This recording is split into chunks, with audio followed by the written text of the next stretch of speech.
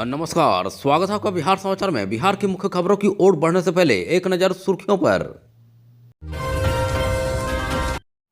बिहार में driving licence बनाने के नियम बदले। डीएल बनाने के लिए अब करना होगा यह काम।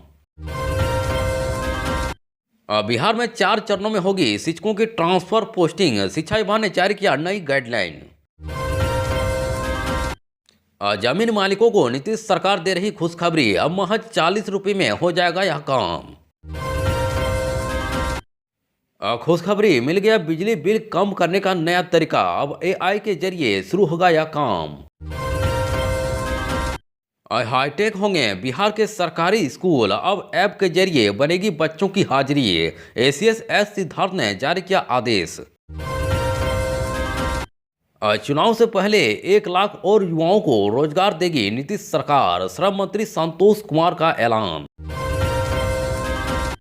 बिहार में मौसम लेगा करवट। कोहरा बढ़ाएगा ठंड। तेज पछुआ हवाएं बढ़ाएगी सिहरन। अब चलिए बढ़ते हैं बिहार की मुख्य खबरों की ओर विस्तार से। बिहार में परिवहन विभाग ने ड्राइविंग लाइसेंस बनाने के नियमों में बदलाव किए हैं, जो इस साल मार्च महीने से पूरे राज्य में लागू हो जाएंगे। वहीं नए नियमों के लागू हो जाने के बाद ड्राइविंग लाइसेंस बनवाने के लिए हर किसी को टेस्टिंग ट्रैक पर एग्जाम देना अनिवार्य हो जाएगा। वहीं ऐसे में बिहार में ड्राइविंग लाइसेंस बनवाना पहले से और कठिन हो जाएगा। वहीं नए नियमों के लागू हो जाने के बाद ड्राइविंग लाइसेंस बनाने के लिए हर किसी को टेस्टिंग ट्रैक पर एग्जाम देना अनिवार्य हो जाएगा। ऐसे में बिहार में ड्राइविंग लाइसेंस बनाना पहले से और कठिन हो जाएगा। दरअसल सड़क सुरक्षा और पारदर्शिता को बढ़ावा देने के लिए नई व्यवस्था लागू की जाने वाली है। फिलहाल पटना और औरंगाबाद में यह व्यवस्था लागू है, लेकिन मार्च महीने से राज्य के सभी जिलों में इसे लागू करने की तैयारी हो रही है। वहीं इसके लिए हर जिले में टेस्टिंग ट्रैक की घेराबंदी की जाएगी और ट्रैक को आधुनिक प्रणाली से लैस करने के लिए सबसे पहले बाउंड्री वॉल बनाया जाएगा। वहीं मारुति कंपनी टेस्टिंग ट्रैक को हाईटेक करने में लगी है। वहीं ड्राइविंग लाइसेंस के लिए आवेदन देने वाले लोगों को मैनुअली टेस्ट देना होगा। वहीं पिछले साल ऑटोमेटेड ड्राइविंग टेस्टिंग ट्रैक बनाने के लिए कंपनी के साथ विभाग का करारा हुआ था।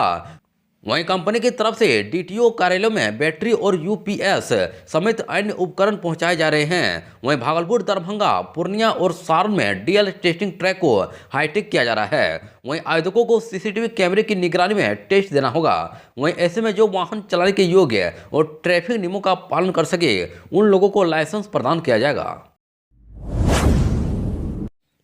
बिहार में लंबे समय से ट्रांसफर पोस्टिंग का इंतजार कर रहे शिक्षकों के लिए अच्छी खबर है। वहीं शिक्षा विभाग ने शिक्षकों का ट्रांसफर पोस्टिंग को लेकर नया गाइडलाइन जारी कर दिया है। वहीं नई गाइडलाइन के मुताबिक 4 चरण में शिक्षकों की ट्रांसफर पोस्टिंग की जाएगी।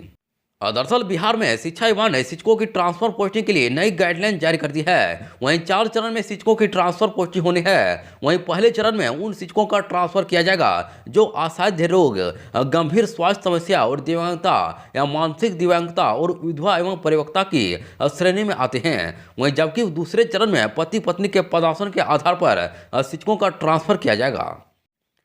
वहीं तीसरे चरण में वैसे महिला शिक्षकों का ट्रांसफर किया जाएगा जिन्होंने ऐच्छिक स्थान से पदासन के दूरी को कारण बताते हुए ट्रांसफर के लिए आवेदन किया है। जबकि चौथे चरण में वैसे पुरुष शिक्षकों का ट्रांसफर किया जाएगा जिन्होंने ऐच्छिक स्थान से पदासन के दूरी को कारण बताते हुए ट्रांसफर के लिए आवेदन किया है। वहीं 1 दिसंबर 2024 से 15 दिसंबर 2024 तक कुल 1,90,000 शिक्षकों ने विशेष समस्या के तहत ट्रांसफर के लिए ऑनलाइन आवेदन किया था। बिहार में जमीन से जुड़ी किसी भी सड़क के कागजात के लिए अब लोगों को अधिक समस्या नहीं होगी। वहीं इसको लेकर बिहार सरकार की तरफ से एक नई पहल शुरू की गई है। वहीं अब जमीन मालिकों का काम महज 40 रुपये में हो जाएगा। तो आइए जानते हैं इसको लेकर क्या है नई पहल इसको लेकर क्या नई दरअसल अब निर्धारित शुल्क का भुगतान कर भू अभिलेख पोर्टल से दस्तावेजों की अभिप्रमाणित प्राप्त की जा सकती है।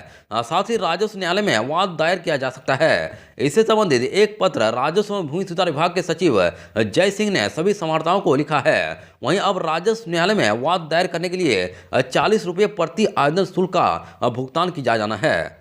वहीं अब राजस्व न्यायालय में वाद दायर करने के लिए 40 रुपये प्रति आवेदन शुल्क का भुगतान किया जाना है। वहीं भू अभिलेख पोर्टल से अभिप्रमाणित प्रति प्राप्त करने के लिए प्रति पृष्ठ 20 रुपया देना होगा। वहीं इसमें जीएसटी एवं कर अलग से देय होगा।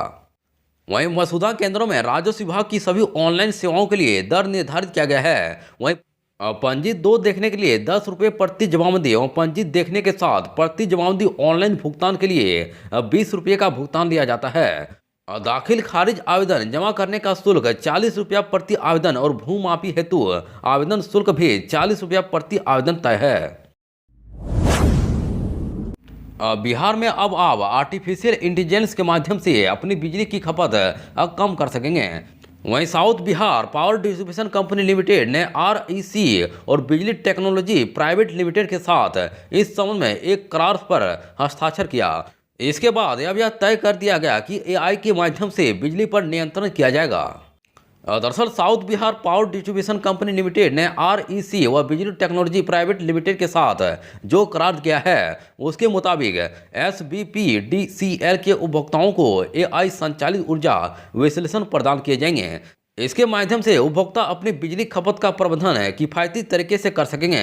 वहीं डाटा आधारित विश्लेषणों के माध्यम से उन्हें बिजली के बिल की राशि कम करने में सुविधा होगी। दरअसल यह पहल ऊर्जा मंत्रालय पर दिशा निर्देश पर शुरू की गई है। बताया जा रहा है कि एआई के विश्लेषण के माध्यम से उपभोक्ता को बिजली खपत के पैटर्न को समझने और बिजली उपकरणों की पहचान करने तथा ऊर्जा लागत को कम करने की दिशा में कदम उठाने में मदद मिलेगी। बिहार के सरकारी स्कूलों की व्यवस्था में लगातार सुधार किए जा रहे हैं। वहीं शिक्षा और शिक्षा व्यवस्था को दुरुस्त करने के लिए शिक्षा विभाग के ACS S Siddharth action mode में हैं और लगातार नए नए तरीके जारी कर रहे हैं। वहीं इसी कड़ी में उन्होंने बच्चों के अटेंडेंस को लेकर नया निर्देश जारी किया है। दरअसल बिहार के स्कूलों में अब बच्चों की हाजिरी ऐप के जरिए होगी। वहीं पहले चरण में पटना, नालंदा, वैशाली, जहानाबाद, सारण और भोजपुर में नई व्यवस्था को लागू किया जाएगा। इसको लेकर शिक्षा विभाग के अपर मुख्य सचिव एस सिद्धार्थ ने इन जिलों के जिला शिक्षा पदाधिकारी को अब पत्र लिखकर निर्देश जारी किए हैं। वहीं प्रथम चरण में पायलट प्रोजेक्ट के तहत इन जिलों के कक्षा 3 के विद्यार्थियों को हर दिन की उपस्थिति और वार्षिक और अर्धवार्षिक परीक्षा के परिणाम समेत अन्य सभी तरह की जानकारी टैबलेट के जरिए यानी कि ई शिक्षा कोष ऐप पर दर्ज करने के लिए निर्देश दिए हैं। दरअसल पायलट प्रोजेक्ट के तहत पहले चरण में पटना, नालंदा, वैशाली, जहानाबाद, सारण और भोजपुर को 5-5 टैबलेट उपलब्ध कराए जाएंगे। वहीं शिक्षा विभाग के अपर मुख्य सचिव एस सिद्धार्थ के आदेश के मुताबिक इस शिक्षा कोष मोबाइल ऐप के माध्यम से विद्यार्थियों को प्रतिदिन ऑनलाइन उपस्थिति प्राप्त करने के लिए सभी सरकारी विद्यालयों को टैबलेट उपलब्ध कराने हेतु कार्यवाही की जा रही है। वहीं इस क्रम में अंकित करना है कि उपरोक्त वर्णित 6 जिलों में पायलट प्रोजेक्ट के रूप में 5-5 सरकारी प्रारंभिक विद्यालयों में कक्षा 3 में अध्ययनतर विद्यालयों का टैबलेट के माध्यम से ई शिक्षा कोष पोर्टल पर ऑनलाइन दैनिक उपस्थिति दर्ज कराने तथा उनके मूल्यांकन के परिणाम और अकादमिक सत्र में पूर्ण किए गए पाठ्यक्रम पाठों का विवरण आदि को संबोधित करने का निर्णय लिया गया है। अब पटना एयरपोर्ट पर हवाई यात्रियों के लिए बड़ी खुशखबरी है। वहीं नया टर्मिनल भवन लगभग बनकर तैयार हो गया है और जल्द ही इसका उद्घाटन होने वाला है। इसके साथ ही एयरपोर्ट यात्रियों के लिए सुविधा के लिए ओवर ब्रिज और नए पार्किंग बे का निर्माण भी शुरू होने वाला है। अब बताया जा रहा है कि नए टर्मिनल भवन का निर्माण करीब 90% पूरा हो चुका है और कंक्रीट, लोहा और प्लास्टर का काम पूरा हो चुका है। वहीं दीवारों पर वॉल पुट्टी लगाने का काम भी करीब 60% पूरा हो चुका है। वहीं उम्मीद है कि अगले 2 महीने में बचा हुआ काम भी पूरा हो जाएगा। वहीं एयरपोर्ट अथॉरिटी के अधिकारी इस प्रोजेक्ट पर खास नजर रखे हुए हैं। वहीं नए टर्मिनल भवन का उद्घाटन मार्च में होगा और अप्रैल में उद्घाटन होते ही इसे शुरू कर दिया जाएगा। वहीं नए टर्मिनल भवन के चालू होने के बाद यात्रियों को कई नई सुविधाएं मिलेंगी। इनमें सबसे अहम ओवरब्रिज और नई पार्किंग बे का निर्माण है। दरअसल पटना एयरपोर्ट पर 5 ओवरब्रिज और 6 नए पार्किंग बे का निर्माण होना है। इसके साथ ही 4 वर्तमान पार्किंग बे का भी पुनर्गठन किया जाएगा। बिहार में आगामी चुनाव से पहले नीतीश सरकार 1 लाख युवाओं को रोजगार देगी। दरअसल इसका ऐलान श्रम संसाधन मंत्री संतोष कुमार सिंह ने किया है। दरअसल उन्होंने अगले 6 माह में 1 लाख युवाओं को रोजगार दिलाने का निर्देश अधिकारियों को दिया है। वहीं शुक्रवार को अधिकारियों के साथ समीक्षा बैठक में मंत्री ने कहा कि श्रम संसाधन विभाग ने 50,000 से अधिक लोगों को नियोजन मेला और जॉब कैंप के माध्यम से रोजगार दिया है। वहीं 16 जनवरी 2025 से प्रदेश के सभी जिलों में नियोजन सह व्यावसायिक मार्गदर्शन मेला 2024 और 25 का आयोजन किया जा रहा है। इसके तहत उद्देश्य युवाओं को रोजगार के अवसर उपलब्ध कराना और उन्हें व्यावसायिक मार्गदर्शन प्रदान करना है। इससे पहले डिप्टी सीएम शिवराज चौधरी कहा था कि चुनाव से पहले 12 लाख नौकरी देने का लक्ष्य है, जिसमें अब तक 9 लाख लोगों को नौकरी दी जा चुकी है। वहीं 2005 और 2020 तक कुल 7.5 लाख लोगों को नौकरी दी गई थी। उन्होंने कहा कि बिहार के बच्चों को रोजगार और स्वरोजगार भी मिलेगा। इसके अलावा सरकारी नौकरी दी जाएगी। वहीं उप मुख्यमंत्री ने कहा कि यह एनडीए सरकार की गारंटी है। प्रधानमंत्री नरेंद्र मोदी और राज्य के मुख्यमंत्री नीतीश कुमार रोजगार और स्वरोजगार के लिए विकसित बिहार के सपने को साकार कर रहे हैं। वहीं बता दें कि मंगलवार को तमाम विभागों के नवनियुक्त 6,341 जूनियर इंजीनियर सहित 6,837 अभ्यर्थियों को नियुक्ति पत्र सौंपा गया था। बिहार में आज से मौसम में बदलाव की संभावना है। वहीं शुक्रवार को उत्तरी भागों के ग्रामीण इलाकों में कोहरे का प्रभाव होने के कारण ठंड में बढ़ोतरी के आसार हैं। वहीं मौसम विभाग के अनुसार प्रदेश के तापमान में उतार चढ़ाव की स्थिति बनी हुई है। वहीं धूप निकलने के बावजूद पछुआ की गति में तेजी आने से दिन में भी आंशिक ठंड रहेगी। दरअसल पटना सहित राज्य के 32 शहरों के अधिकतम तापमान में कमी आई है। वहीं गुरुवार को मौसम विभाग के आंकड़ों के अनुसार सबसे ज्यादा अधिकतम तापमान में कमी बक्सर में 5.1 डिग्री की कमी आई। वहीं भोजपुर के अधिकतम तापमान में 4.3 डिग्री की कमी आई है। वहीं राज्य के 12 शहरों के न्यूनतम तापमान में भी आंशिक कमी आई। सबसे कम न्यूनतम तापमान 6 डिग्री मोतिहारी में दर्ज किया गया।